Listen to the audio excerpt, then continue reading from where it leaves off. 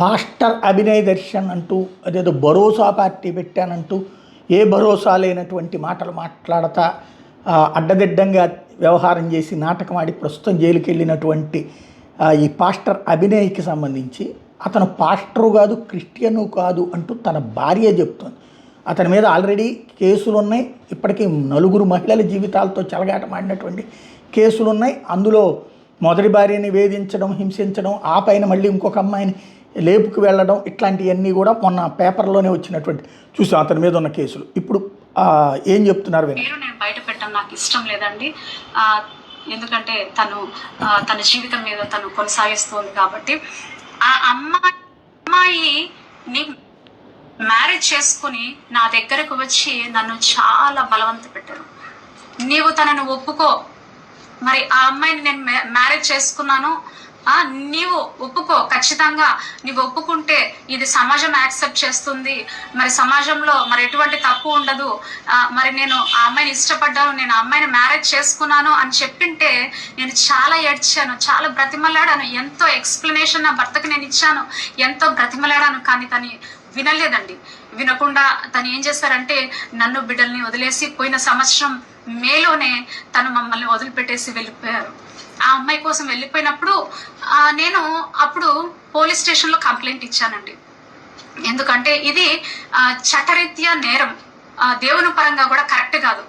నేను నా భర్త కావాలని ఒప్పుకోవచ్చు, నువ్వు పెట్టిన మరి యాక్సెప్టెన్స్ నువ్వు పెట్టిన ఇష్యూని నేను యాక్సెప్ట్ చేసి ఉండొచ్చు, కానీ నేను మరి నా దేవాది దేవునికి నిన్ను జవాబు చెప్పుకోవాలి.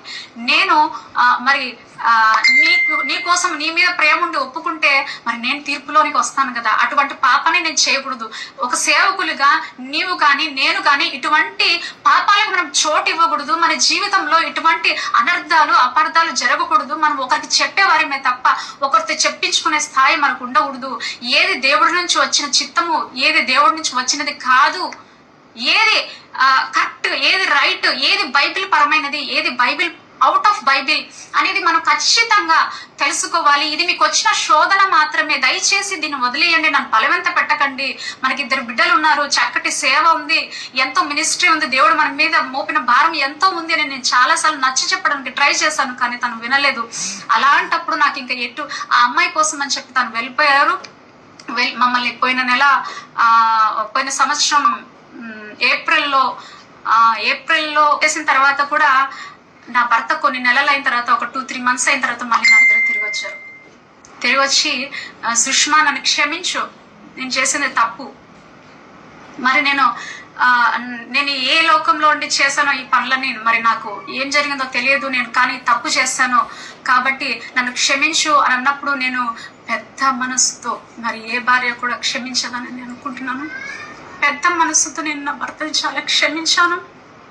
తిరిగి నా భర్తని చేర్చుకున్నాను, కేవలం నా బిడ్డల కోసము. మరి దేవునికి ఒక మాదిరికల బిడ్డగా, ప్రేమను చూపించే బిడ్డగా నేను తను క్షమించి తిరిగి చేర్చుకున్న తర్వాత మరి నేను పెట్టిన ఆంక్షల్లో అది ఒకటండి. తను తిరిగి వచ్చిన తర్వాత మళ్ళీ అంటే నేను నా భర్తతో చాలా చక్కగా చెప్పాను. మరి తిరిగి వచ్చేటప్పుడు అంటే మీరు ఇటువంటి వీక్నెసెస్తో ఉన్నారు కాబట్టి, మీకు ఇటువంటి బలహీనతలు ఉన్నాయి కాబట్టి నేను మొదటిగా మిమ్మల్ని చూస్తూ వస్తున్నాను. మీకు ఇటువంటి ఈ పాయింట్ దగ్గర మీరు చాలా బలహీన పడిపోతున్నారు, అమ్మాయిలు అనే పాయింట్ దగ్గర. సో నేను మీకు చెప్పేది ఏంటంటే సేవ బయట చేయడం కొంచెం తగ్గించండి కొద్ది రోజులు, నాట్ ఫర్ ఎవర్.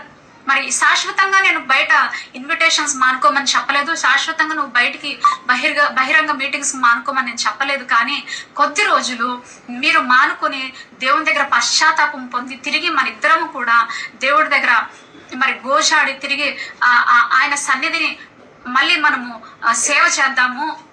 మీరు కొద్ది రోజులు మాత్రమే. ఇది చాలా విచిత్రంగా ఉందన్నమాట. ఒకటి సేవకుడు అంటే పాస్టరు, ఈమె కూడా సేవకురాలు అంటే మహిళా పాస్టర్ అనమాట. ఇద్దరూ కలిసి చేశారు. ఆడికేమో అమ్మాయిలతో తిరుగుతాడు, భార్యను వదిలేసిపోతాడు, ఆ అమ్మాయిని కూడా యాక్సెప్ట్ చేయమంటాడు, మళ్ళీ వచ్చి తర్వాత నేను మారిపోయాను 3 నెలలకే అమ్మాయిని వదిలేసి వస్తాడు, 3 నెలలకే నేను మారిపోయాను అంటాడు, మళ్ళీ ఈమె ఆదరించేస్తుంది, బయట అమ్మాయిలతో నువ్వు తిరుగుతున్నావు కాబట్టి చేయొద్దంటారు, ఇది మతపరంగా మనం దేవుడికి సేవ చేసేటటువంటిది కాదంటారు. ఏందో మరి ఇలాంటి వాళ్ళందరూ కలిసి క్రైస్తవ పెద్దలు, మత పెద్దలు, ఇట్లాంటి దరిద్రపు అలవాట్లు లేని వాళ్ళు, నిజంగా సేవాభావంతో ఆ మతం పట్ల ఉన్నటువంటి వాళ్ళు ఇట్లాంటి వాళ్ళ విషయంలో సీరియస్గా స్పందించాల్సి ఉంది.